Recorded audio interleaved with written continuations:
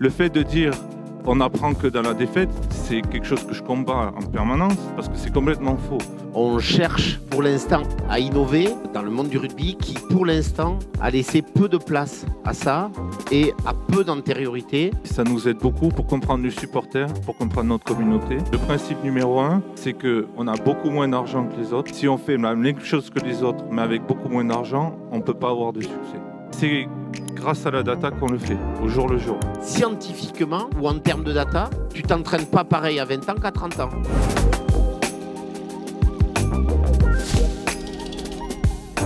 Voilà, et on enchaîne sur cette journée un peu folle.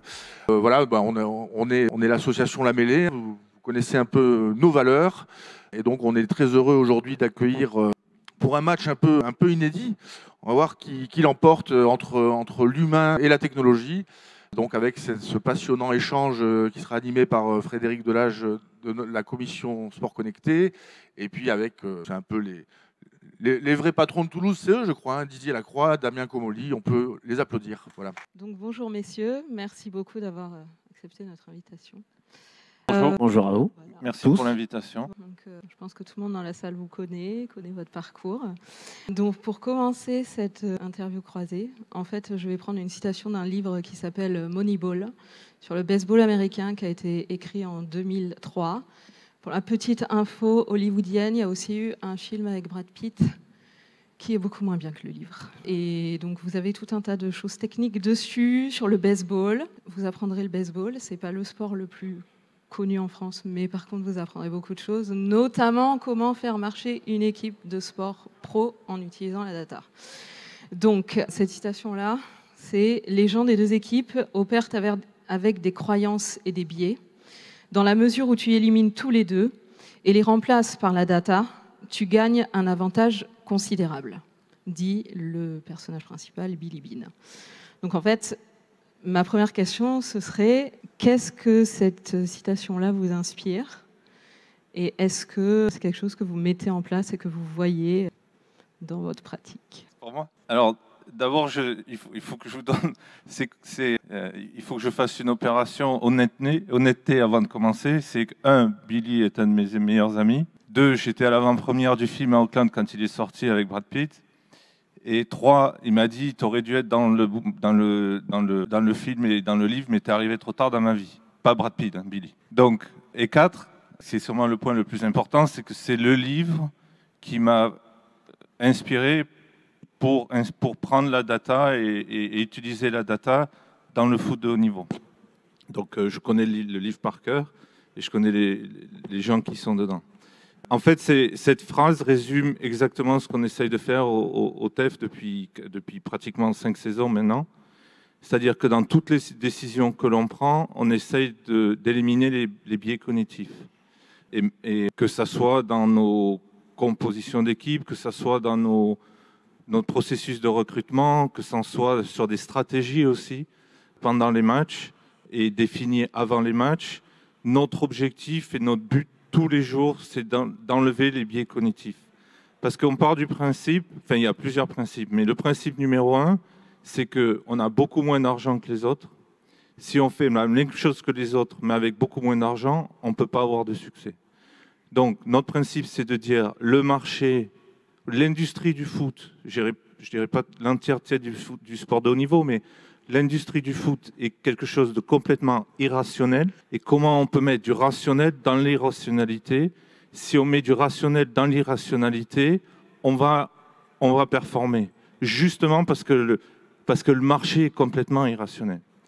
Et je vous donne des exemples. Quand on est arrivé au club, donc on était en 2e division, en Ligue 2, et les perceptions, c'était, donc on a dit l'objectif, c'est de remonter tout de suite en Ligue 1.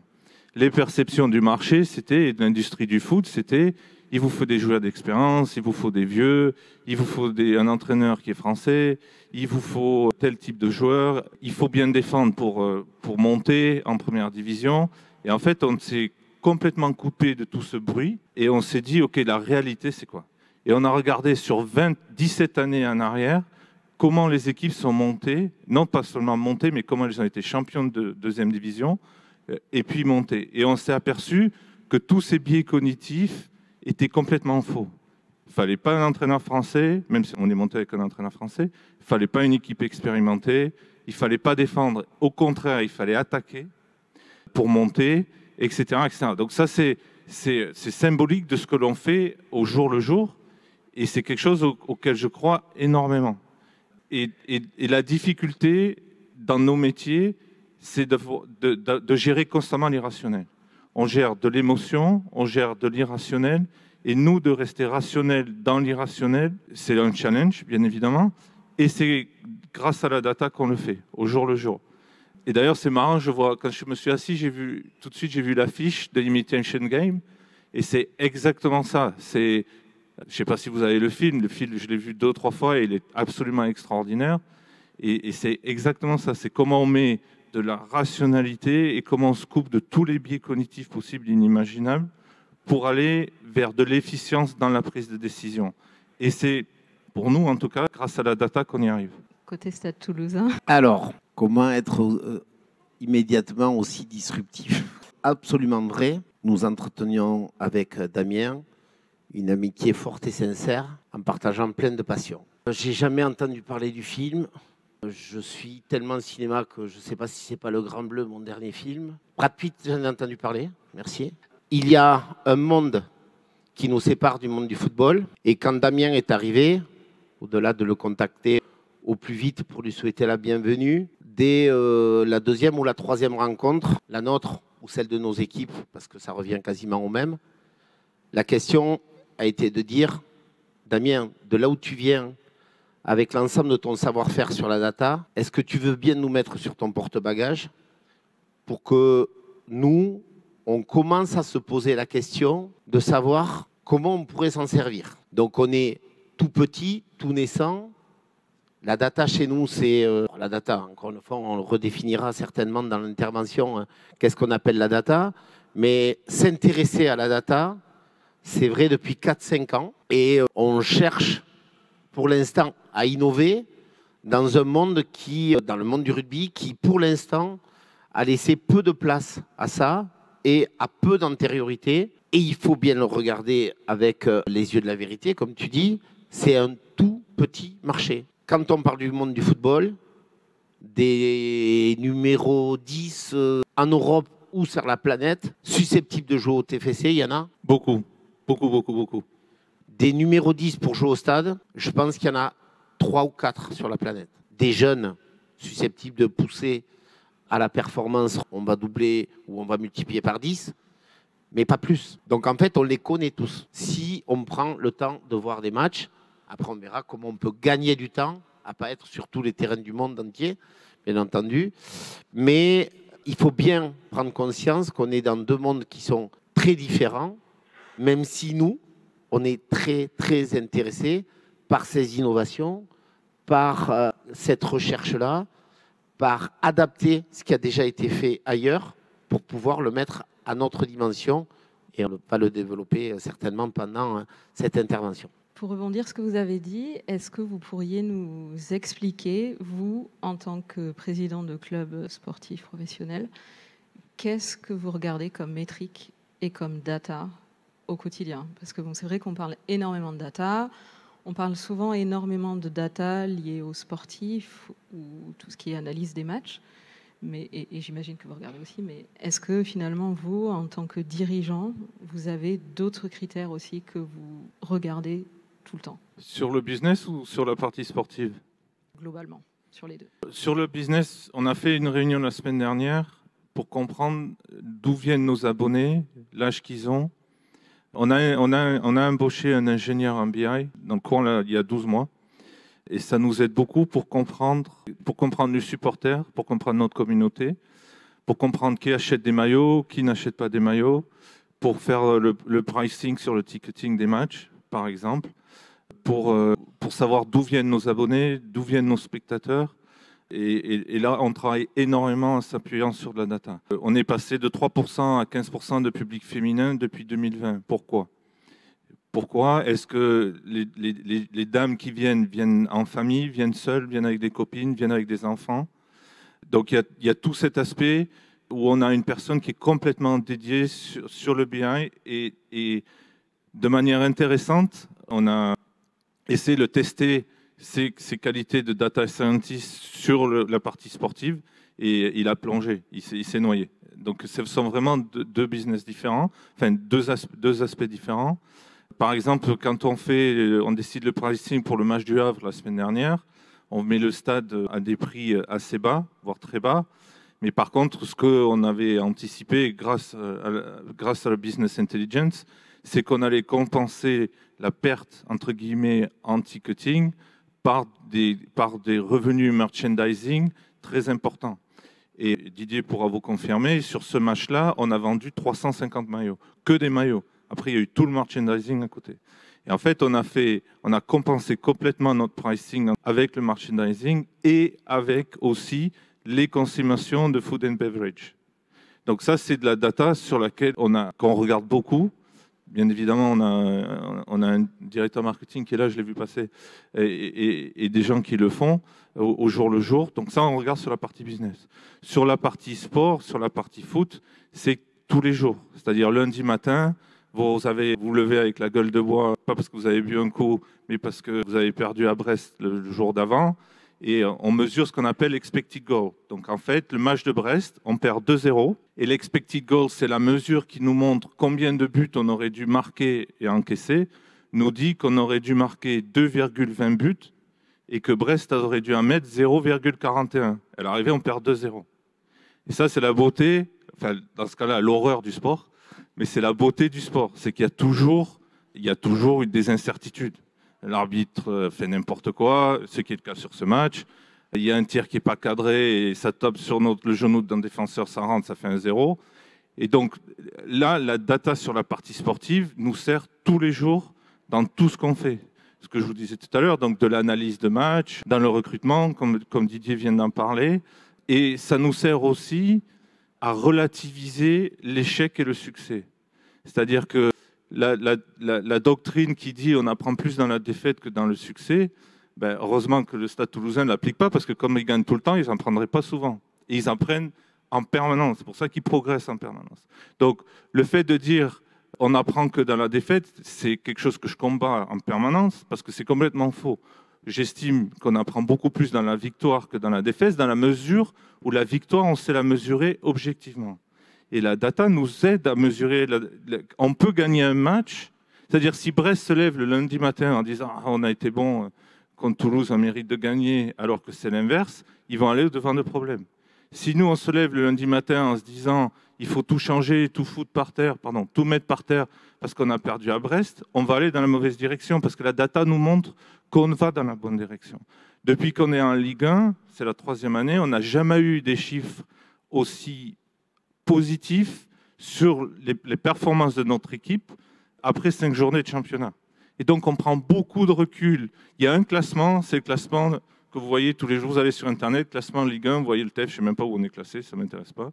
Vous voyez le TEF, où on est classé. Donc, vous avez tous les supporters qui vous tombent dessus, la presse, etc.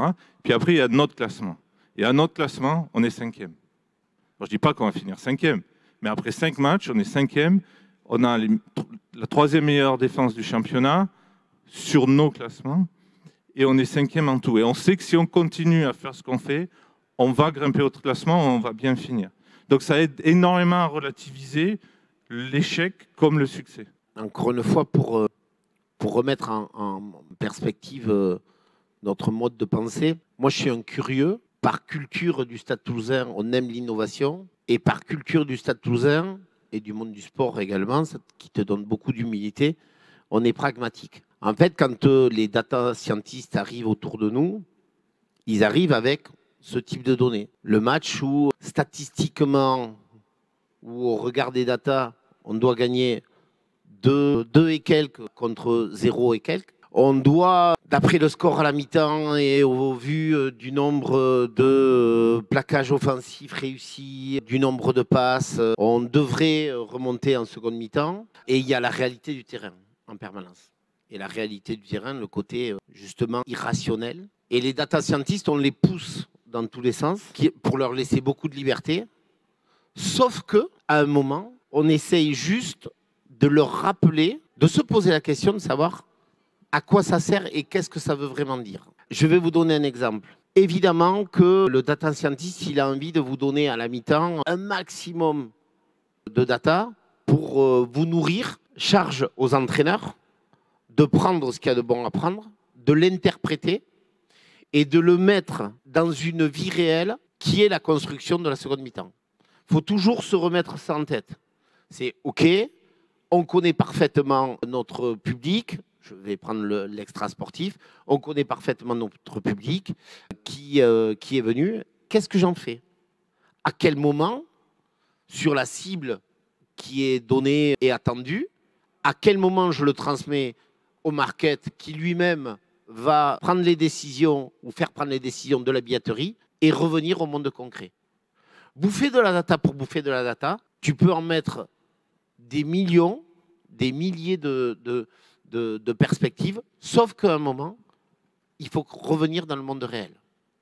Et le monde réel, encore une fois, Damien le disait à sa manière en disant le match de Brest, on aurait dû le gagner. La réalité, c'est que tu ne l'as pas gagné. Dans le rugby, on l'a un peu vu. Pour ceux qui s'intéressent au rugby, le problème, c'est que l'entraîneur, même après avoir perdu la Coupe du Monde, il est persuadé que statistiquement, il aurait dû la gagner.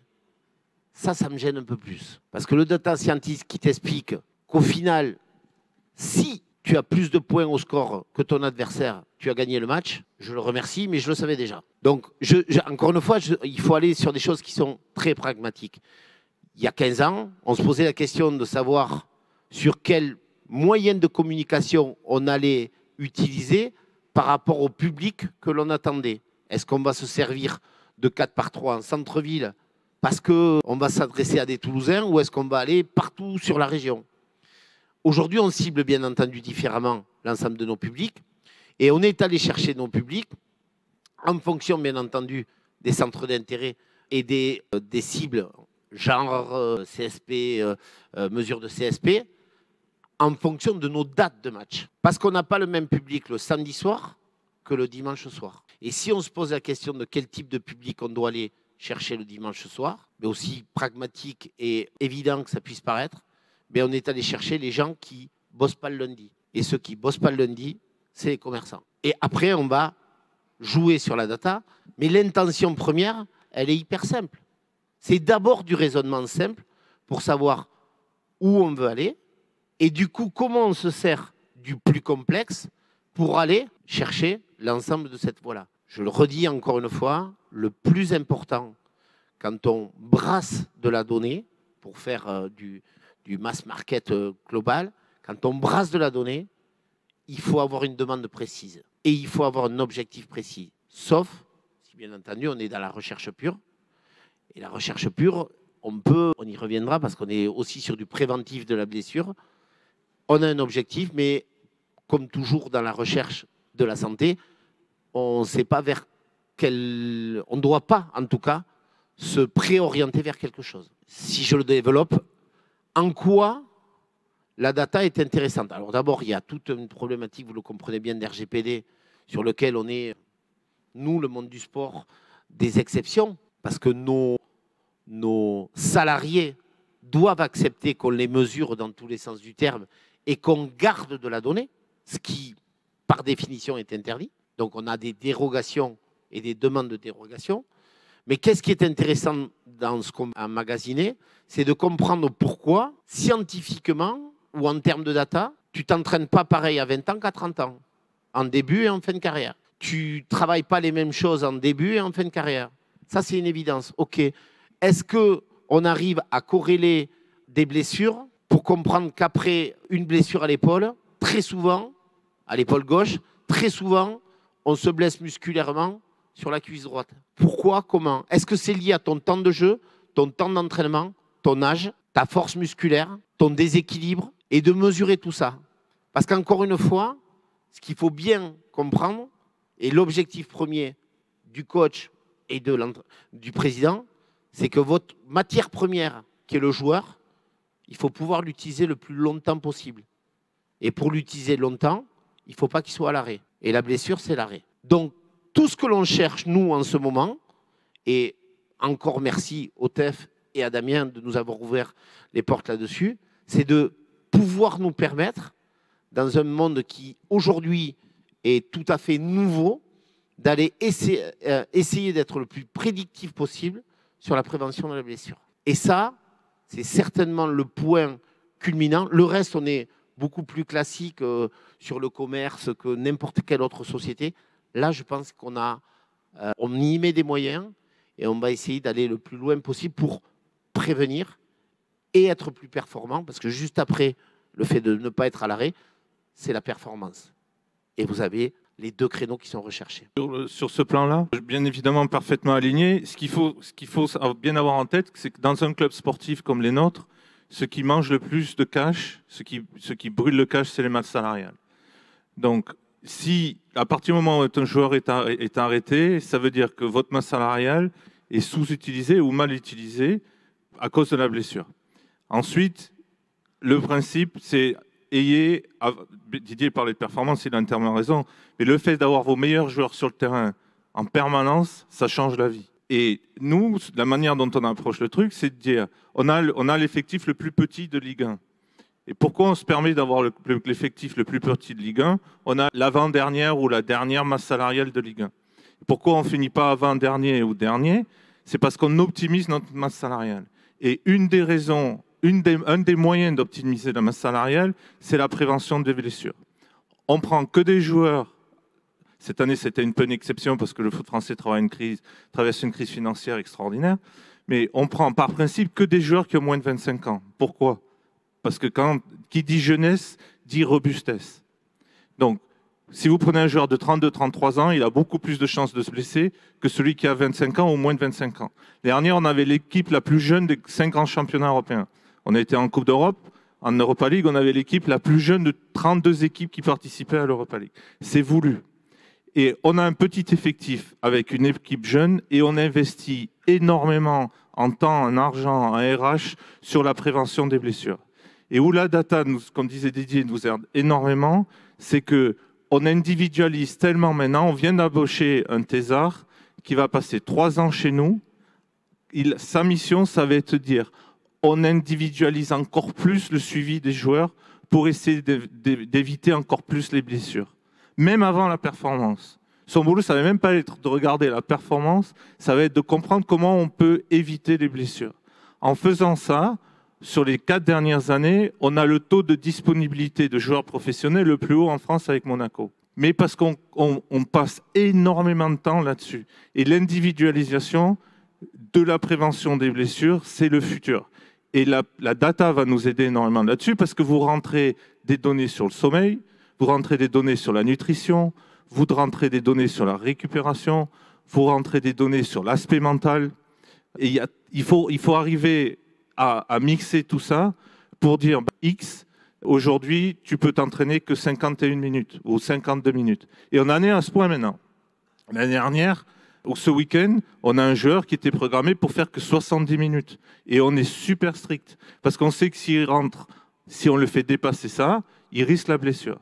Et ça ne passe que par l'utilisation de la data, la collecte de la donnée, l'utilisation de la donnée et l'individualisation. Et là, notre étape d'après au club, c'est l'individualisation. Plus on connaîtra le joueur, mieux on le connaîtra, moins il va se blesser, dans la mesure où, avant de le prendre, on a tout son historique de blessure et que celui qui a un historique de blessure importante avant de venir, il ne vient pas. En gros, on ne le prend pas. Parce que le risque pour nous est trop important. Pour continuer à tirer le fil, en termes d'innovation, tout le monde ici sait que vous êtes 2 clubs, chacun dans votre sport respectif, mais qui met vraiment l'accent sur l'innovation au sein de la performance du club, au sein des joueurs et au sein de la rationalisation de toute l'organisation, en fait. Ma question, c'est par rapport à ce que vous voyez à l'extérieur, à l'étranger ou dans d'autres endroits, peut-être même en dehors de vos sports respectifs, est-ce qu'il y a des technologies ou des innovations ou dans des entreprises, des startups, des organisations qui sont en train de développer quelque chose et vous vous dites ça, je dois vraiment regarder en fait quel est l'intérêt, quel intérêt ça pourrait être par rapport à une problématique qu'on a ou un besoin qu'on a ou par rapport à l'évolution du secteur que vous voyez. Alors, la réponse, elle est bien sûr sociologique. Tout le monde se pose la question à tous les niveaux de l'utilisation de l'IA. Vaste débat d'ailleurs. Où commence l'IA? Où s'arrête-t-elle? Est-ce que quelqu'un va remplacer l'homme? Et ça, on se pose la question depuis des milliers d'années ou des centaines d'années. L'homme dans sa réflexion, l'homme dans sa restitution. Quelles sont les datas qu'on va devoir donner en input pour pouvoir les recracher? Et en fait, chacun a son parcours particulier. Moi, j'ai une double formation. La formation de sportif, c'est celle que l'on apprend en idolâtrant et en suivant un entraîneur de référence, celui qui te fait démarrer, celui qui te fait confiance, celui qui te met en progression, peu importe les raisons pour lesquelles.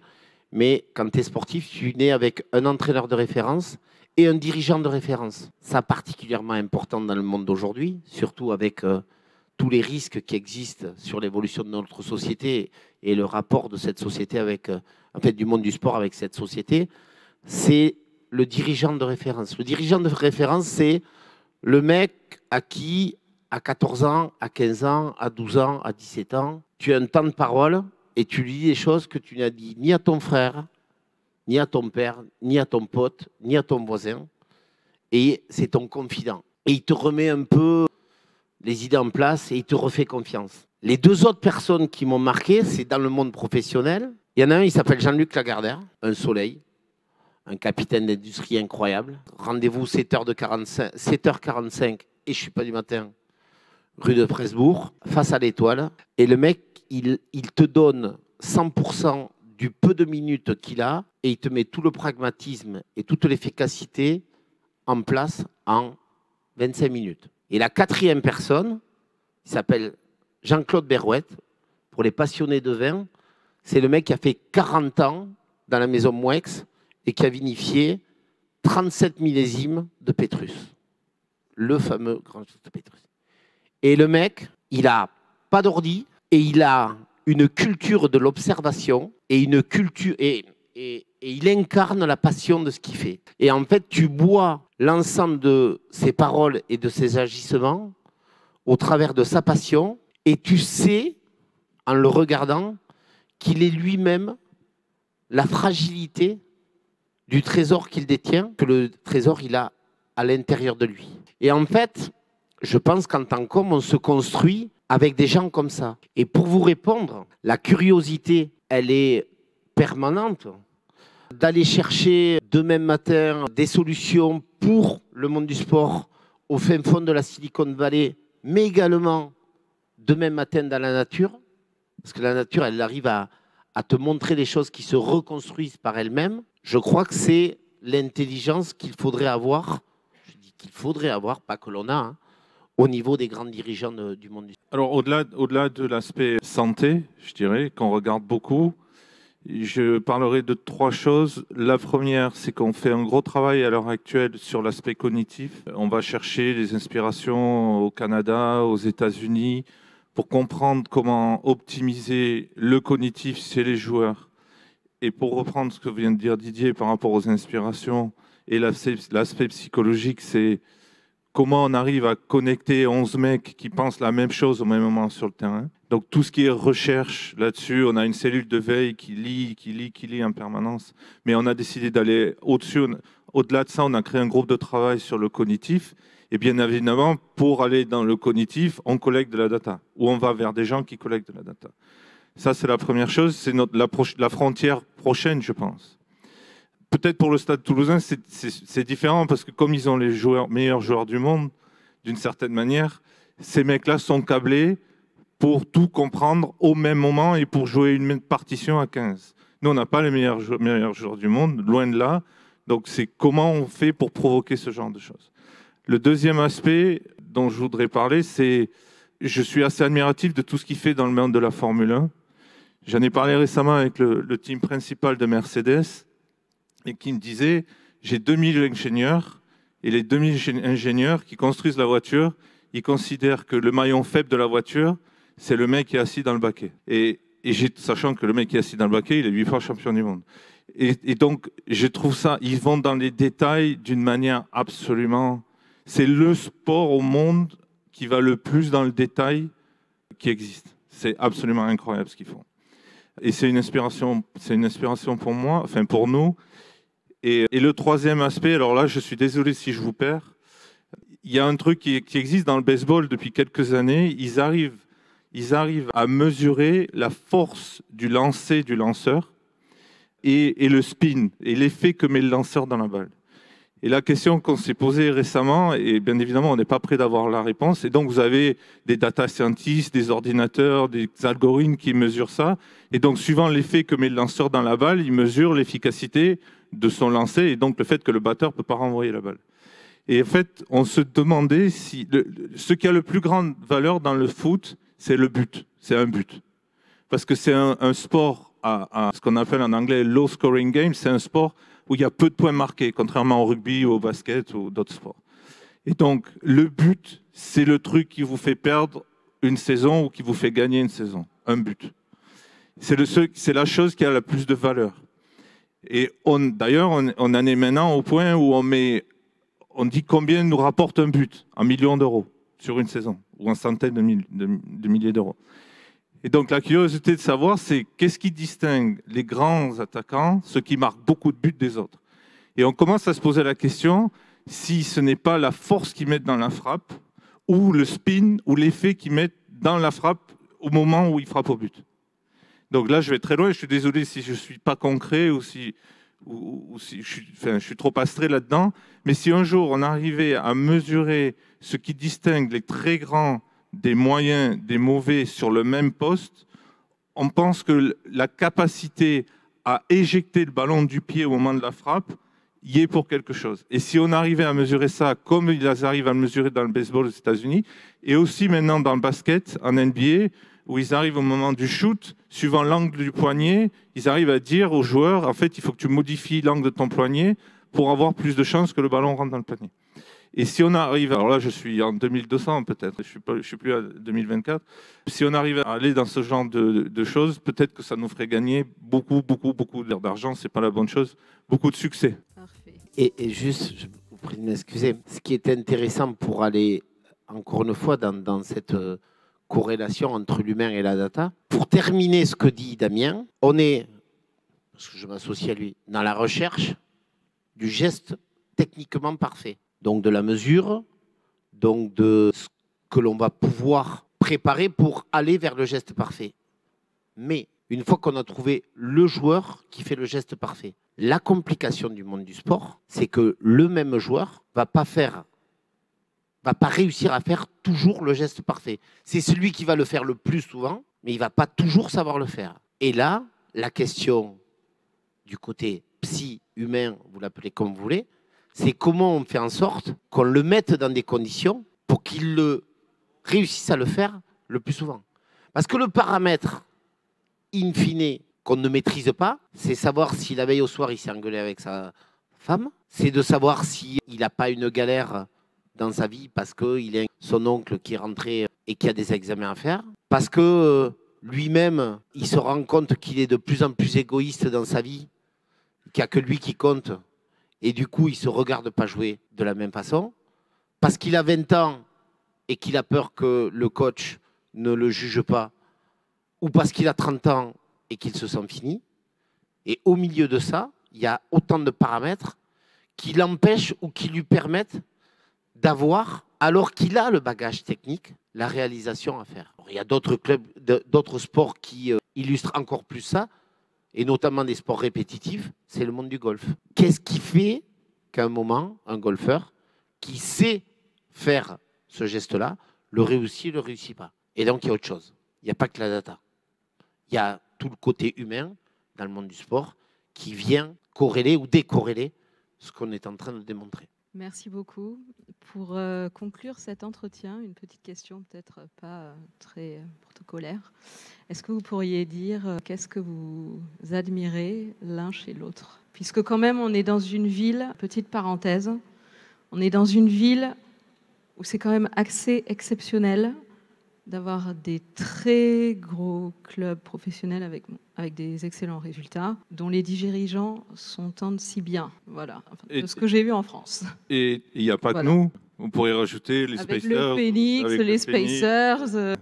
Et Colomiers Rugby, dont le président a fêté ses 20 ans de présidence hier. Et tu te vois faire 20 ans Ouais, pareil. Donc c'est génial. On va pas rentrer dans l'intime parce que c'est vrai qu'on est proches, on est amis, mais je suis très jaloux de sa connaissance encyclopédique des taureaux et du vin.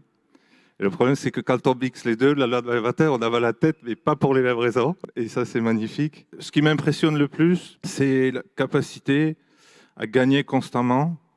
Et pour gagner constamment, il faut constamment se remettre en cause. Le sport de haut niveau, c'est ça. Et ça, Didier, là, en lui, j'ai l'impression qu'il a toujours un coup d'avance. Par exemple, je vous parle, c'est pas des choses dont j'ai discuté avec lui, mais comme je parle beaucoup avec des gens du stade et que je lis beaucoup et je me documente beaucoup, c'est pas des éléments qu'il m'a donné, mais c'est des trucs que je ressens. Par exemple, de dire le salary cap au rugby augmente, plus vous avez de joueurs en équipe de France, plus il augmente, c'est ça? Donc, comme par hasard, c'est l'équipe qui a le plus de joueurs en équipe de France. C'est pas le hasard. Ils l'ont anticipé, ils l'ont lu, ils l'ont programmé. Et cette capacité à constamment gagner, à constamment se renouveler et à constamment anticiper l'avenir, je suis vraiment admiratif parce que c'est la chose la plus difficile dans le sport de haut niveau, en fait. Gagner, gagner, gagner, ils ne sont pas les premiers à le faire. Gagner et donner l'impression que chaque année, l'équipe s'améliore, que l'équipe se rajeunit. L'année dernière, tu m'as dit que vous avez fait une feuille de match, vous aviez 16 joueurs formés au club, je crois. Non, 16 avant formés au club, je ne veux pas dire de bêtises, à Clermont, je crois. C'était ça. Et donc ça, avoir un plan de succession en place, anticiper l'avenir, continuer à gagner, donner l'impression, parce que j'adore le rugby, mais je connais pas le rugby comme que je connais le foot, bien évidemment. Donc c'est une impression de l'extérieur, donner l'impression que leur équipe s'améliore tous les ans, et garder les meilleurs joueurs du monde avec un niveau de motivation où tous les ans ils recommandent la saison en disant on va défoncer tout le monde et on va refaire le doublé. Ça, vraiment, je suis admiratif et je sais que ça vient du leader, ça vient du haut, ça vient toujours du haut. Merci déjà. Merci. En fait, moi, je suis un Toulousain qui est né place du Capitole et qui a, l'image est peut-être pas très belle, qui a une laisse assez courte. Bon, je dis l'image n'est pas très belle, je me sens pas trop enfermé dans la liberté et donc le mot laisse n'est peut-être pas... Mais en tout cas, la distance que je parcours est très très faible. Damien, c'est un homme qui a parcouru le monde. Alors moi, je le connais sur ses racines biterroises et des passions qu'on a commencé à vous confier, mais il a parcouru le monde. Moi, déjà, quand je vais prendre l'avion pour partir à Paris, je ne vais pas faire le rétrograde, mais je me pose toujours plein de questions. À quoi ça sert? Pourquoi le mec, à l'arrivée dans le métro, il va pas me dire bonjour? Je trouve ça insupportable. Lui, il va en Turquie, il parle anglais couramment, il est allé côtoyer les plus grands de son monde. Et je suis admiratif de l'efficacité et le pragmatisme qu'il a construit grâce à ça. Encore une fois, la curiosité et la rencontre, le partage qu'il est allé chercher partout dans le monde et qu'il ramène jusqu'à nous pour nous donner le pragmatisme et l'efficacité qu'il est en train de mettre en place dans ce club. Je trouve ça assez fabuleux. Et voilà, et c'est quelqu'un d'aussi rigoureux que généreux. Rigoureux, pas le mec à qui tu as envie de plaisanter immédiatement. Et pour autant, quand il ouvre vraiment son univers, il est profondément généreux. Et ça, c'est pour moi une des plus grosses qualités des hommes. Merci.